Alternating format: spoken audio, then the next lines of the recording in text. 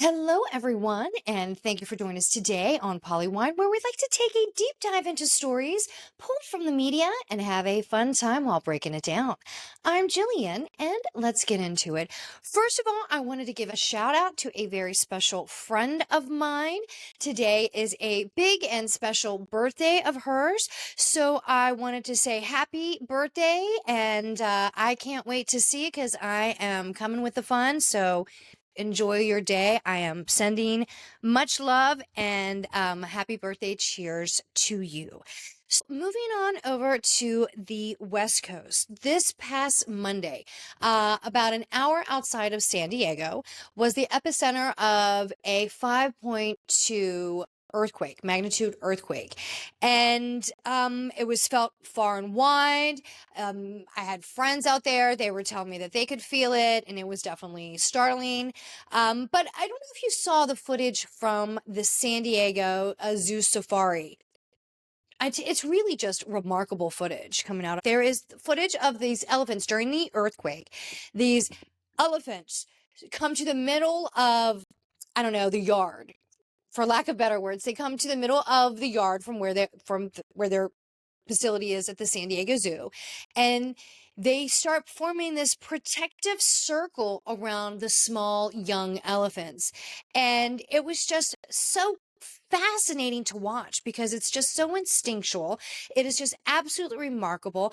I find elephants just to be just amazing creatures.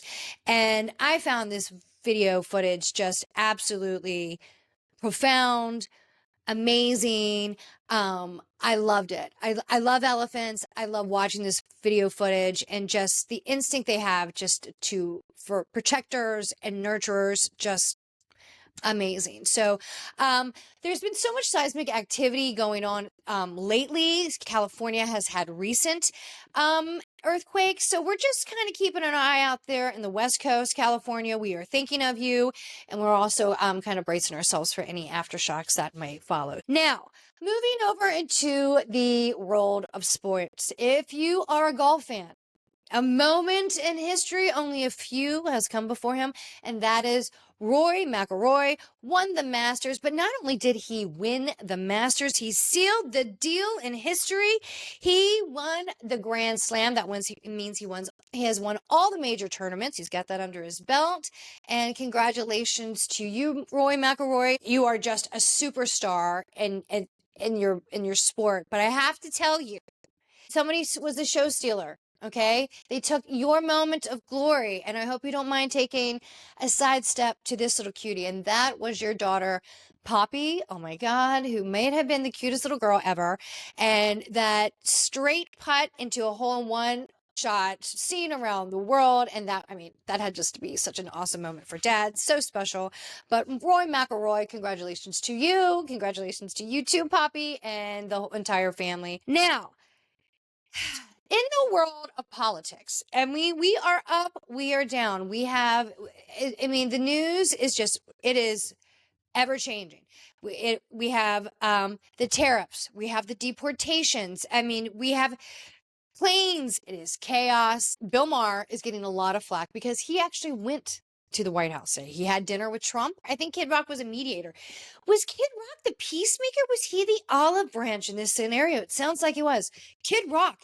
Who knew? But here we go.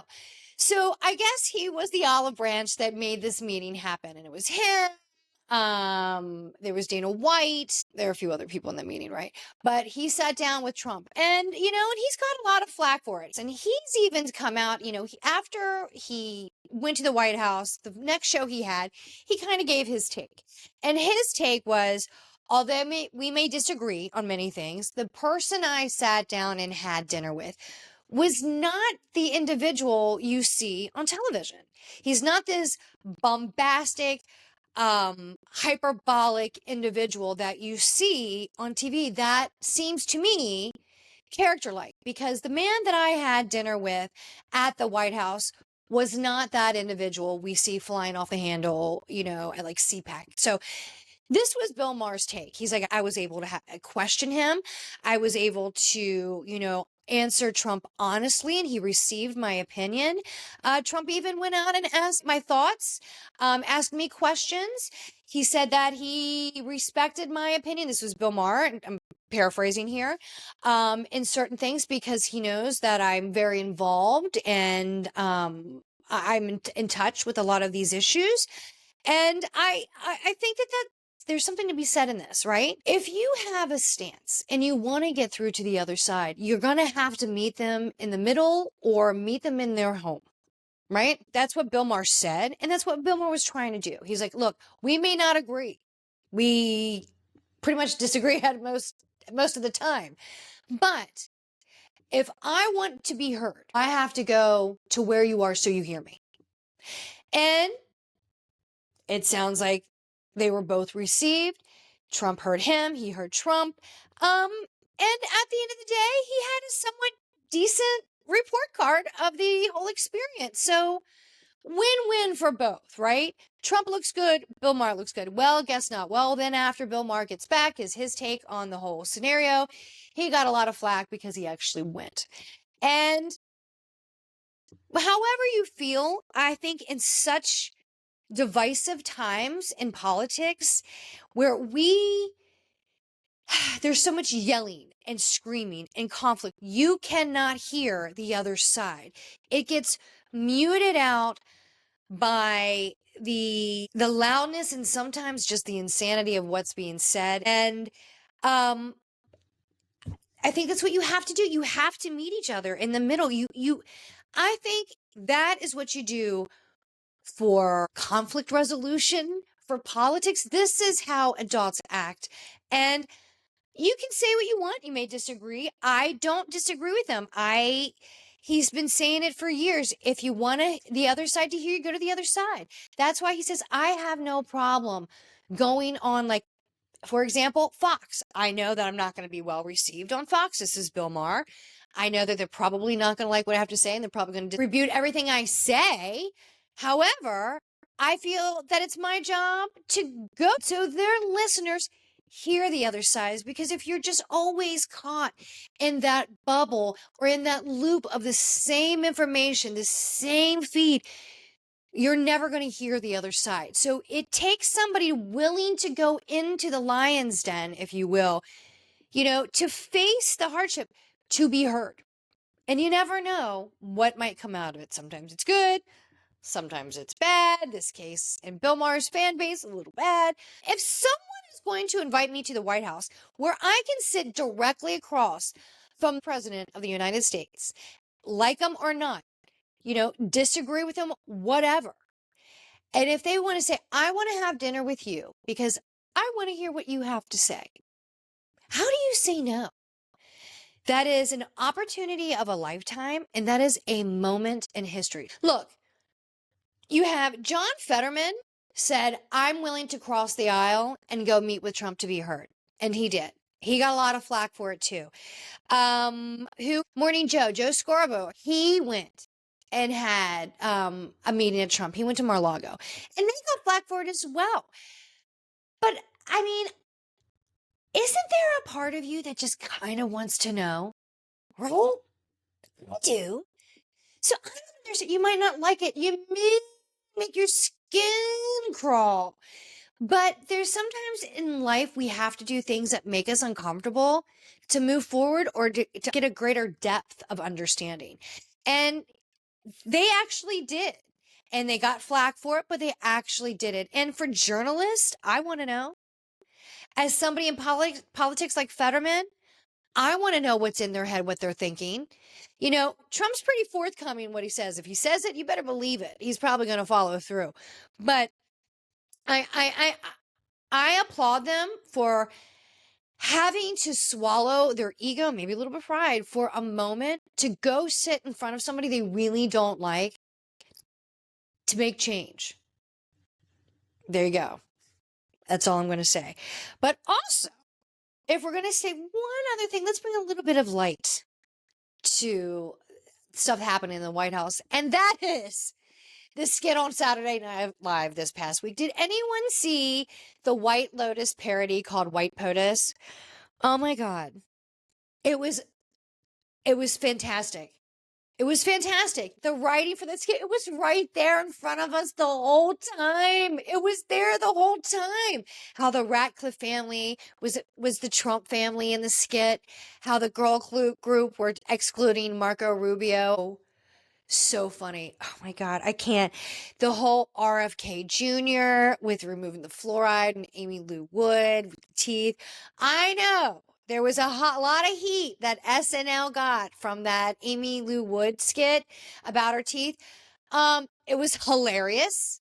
It was hilarious. I don't care what anyone said. I was dying watching that skit. It was fantastic. The opening skit with Easter Sunday in politics was pretty good too, but nothing can top the White POTUS skit. It was magnificent. To the writers of Saturday Night Live, you nailed it. What an excellent skit. I mean, everything. It was so there. First of all, where did you film that? And I love the cameo of Scarlett Johansson. Like, where is Ivanka? And you just see Ivanka. And she just runs away. So funny. What an excellent skit. Saturday Night Live, you did it again. Really, really good. And if we keep on politics, go over to HBO Max. There is a new series, and it's called The Dark Money Game. And it's all about the dark money in politics. And it's really good. Each episode is a different story. The first episode is about it's called Ohio Confidential. And it's about just the scandal of a former congressman in Ohio. So good, which there are a lot in Ohio. Very, very good. It kind of popped on when I was watching something else, and that went off and that came on, and I was like, oh, excellent.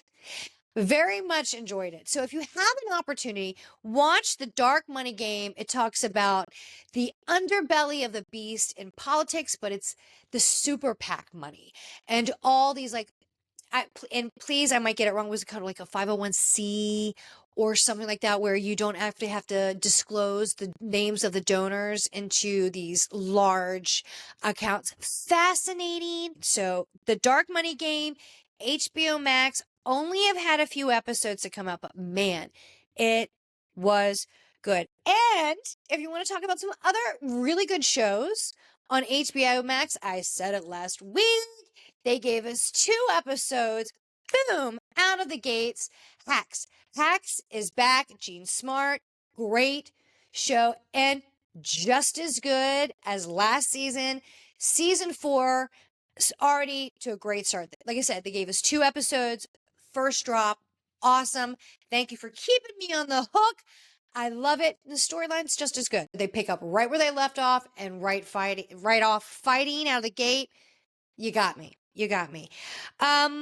Also, there is a really good other docuseries on HBO Max, and it is called Hollywood Demons. Each episode is a different story coming out of Hollywood, and it's like speaking of dark, it's got a dark side. You have Dr. Drew Pinsky as somebody who's as contributor and somebody who helps analyze some of the stories. You have a couple other like journalists, podcasters, and like I said, every episode's a different story. Like one episode was on like the Power Rangers. The Power Rangers is on like 20 some longer years. So there were hundreds of actors that were in these Power Rangers, like shows, movies, spin-offs, you name it. And there were, just the tragedy that hit this show, this series over. There were suicides, there were murders, there were just a whole bunch of different crimes. And like I said, there were so many people that played different roles in the Power Rangers. I had no idea this dark side of that series. And there was one about this guy who played a father on the show. I think it was Seventh Heaven in his story. But this past week was a little bit in our wheelhouse. And yes, They were talking about the Housewives, and they went through all the seasons. This was a very good one. If you haven't seen it, go to the Housewives episode on Hollywood Demons, HBO Max. Really, really good. They go into all of them. And I got to tell you, the interviews, really good. They talk about the crime spree. So, of course, they get into Teresa and her money scandals. And, that's we haven't even got into her new money scandals, but her previous money scandals with Juicy Joe. And I got to tell you, it's been several years. It's been a minute. And I forgot some of the details of it, but they go right into all the details. And I really forgot all the stuff that Teresa said that she knew nothing about and she signed off. Well, guess that's why it didn't hold up in court too well. I mean, it was a lot. And I forgot a lot of that. So they break that down. And then they get into this scandal with, remember Taylor Armstrong and her former husband, Russell, who committed suicide and the money and all that stuff. Well, they get into that. And like Dr. Drew had interviewed Taylor Armstrong years ago, shortly following his suicide. And he was saying how different she is now, but she was interviewed and she talked about the domestic violence, their relationship. Of course, she still says that she knows nothing about the money. Really, it was a good watch. I got to tell you. Then they went into Jen Shaw, right? There was a lot. I forgot some of the other ones that were some more minor stories. They went into all. It was a really good one. I was doing a lot of stuff in the background, so I have to stop, pause, rewind. Stop, pause, rewind. So good. Hollywood Demons, the Housewives episode, a trip down criminal lane of Bravo Town. Wow. It was a good watch. I've enjoyed all of them so far, but like I said, that is my wheelhouse with the Housewives, and they really get into a lot more details that some of these stories have been several years, but they really bring up all the, Erica Jane, hello. How could I forget Erica Jane? Yes. They get into Miss Erica Girardi. All of it. And let's not forget, there's still other stuff pending with her, and there's some other lawsuits still coming up. Jen Shaw, they interviewed Jen Shaw's victims. Yeah. Who she's worked with in the past. Good. When I tell you it was finger looking good in the gossip, the tea, it was finger licking good. Yum, yum, yum. So now that we're in the Housewives realm, let's get into the Housewives. Part 3 of the reunion for Beverly Hills. What did you think? Well, just kind of tying everything up. Jennifer Tilly, still the show stealer, no question about her. I love her more and more and more. Kyle, I couldn't be more annoyed with you throughout this season. You just get a little bit more annoying. So I am loving the fact that Andy really held your feet to the fire this reunion. I really am, because you always are you're very edited in what you want to put on TV. And as a reality TV star, you need to give us all of it. And,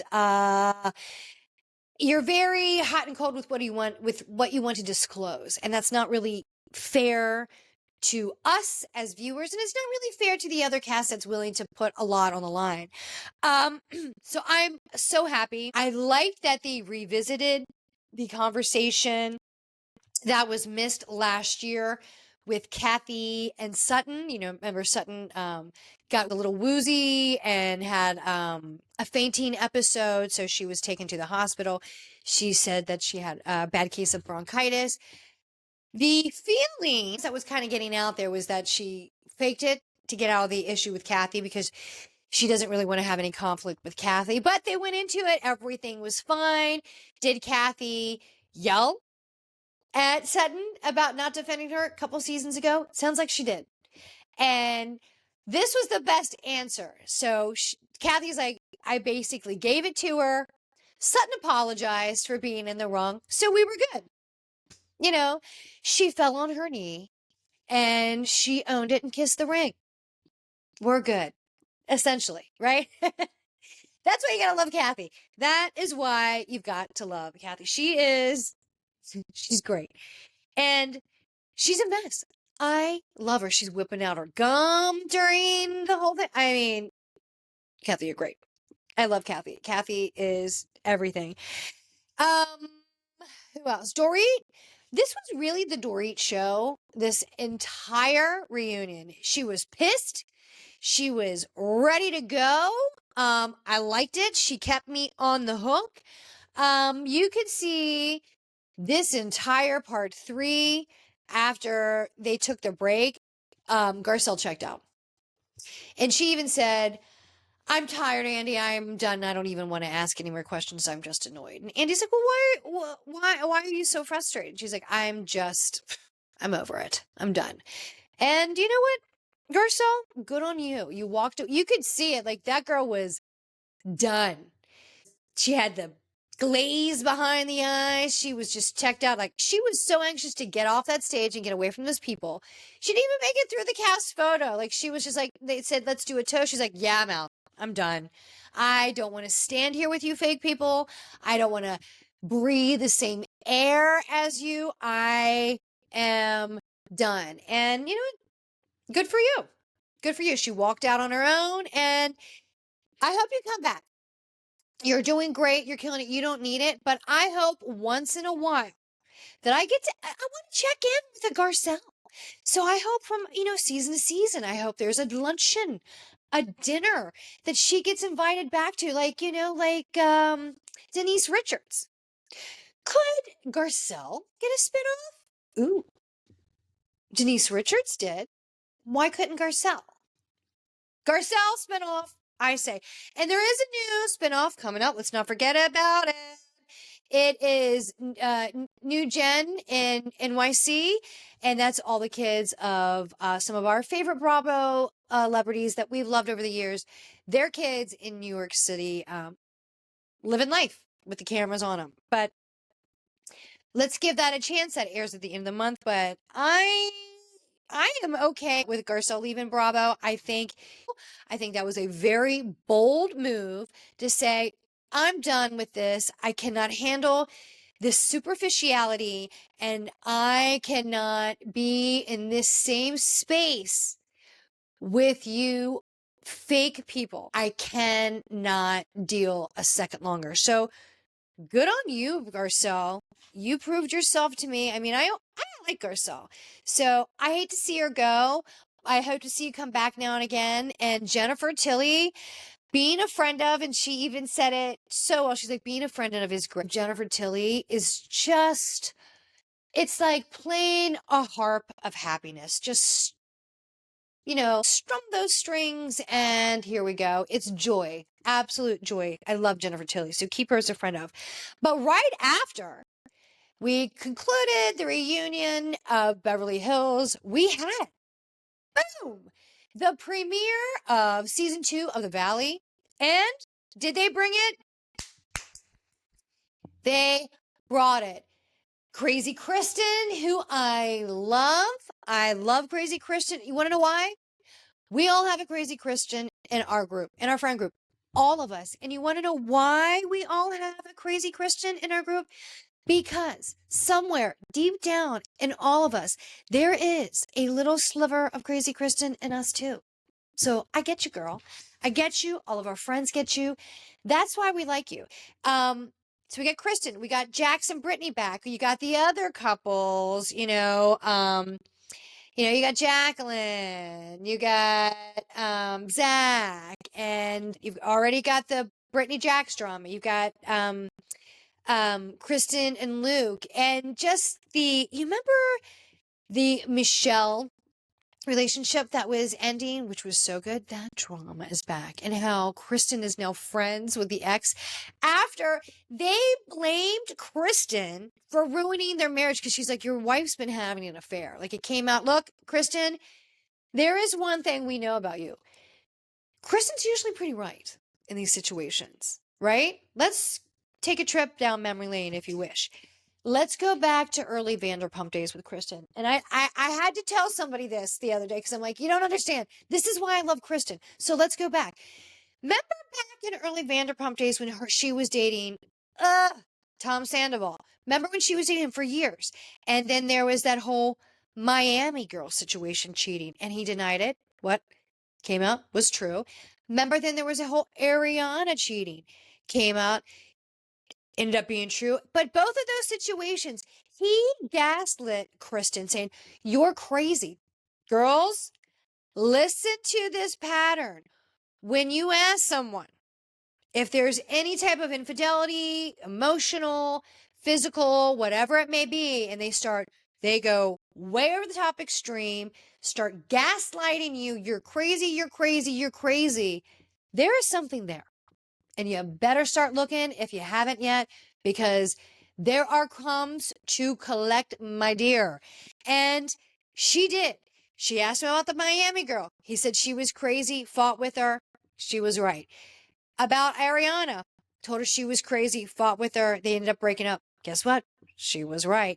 And this situation on the Valley, when she was telling him, "Look, your wife's been having an affair with this celebrity dude and everybody knows about it, but you, no, you're crazy, Christian." Guess what? Yet again, Kristen was right. She was right. So is her delivery terrible? Sure. Always is. Horrendous delivery. And what you want to say, because it's usually really good. But Christian's always right. And let me tell you, I have loved Christian since the day Kristen went into Vanderpump Rules, had a full meltdown. The manager came in and tried to calm her down, and she told her to suck a dick. Since that very moment, I'm like, oh, I think I really like this girl. And I've liked her ever since. Crazy Kristen, I love you. You are a great component. I'm glad you got a nice pay bump in this season. You deserve it. And someone, I don't know if she's a producer or somehow on the show. Somehow she's involved with the making of the show. And it's something that when the Valley started, all the former Vanderpump people and Vanderpump Rules are like, "Oh, I can't believe they're doing a spinoff on the Valley. It's never going to be this good. They're so desperate. They just are dying to get back on TV." Well, they had a killer first season. It was spectacular. It really was. They brought it all. They brought the drama. They brought back some old stories. They brought new stories. They brought new relationships. There's still the comforts of Crazy Home, which is Jax and Kristen. Mwah. All of that. And they had a phenomenal first season. Well, fast forward to season 2, they're coming back riding high. And the former cast of Vanderpump Rules, they all got fired. So now look who's starting to work their way over to the Valley. We have already seen Tom Schwartz. I think we've seen Sheena pop in and out. There's also, I believe, Lala's going to be swinging through. So, a lot of these people gave a lot of shit to Kristen and Jax for making the spinoff, and Brittany. But look at them now. Kudos to you. Kudos to you. Jax, still hate you. You are a horrible human being.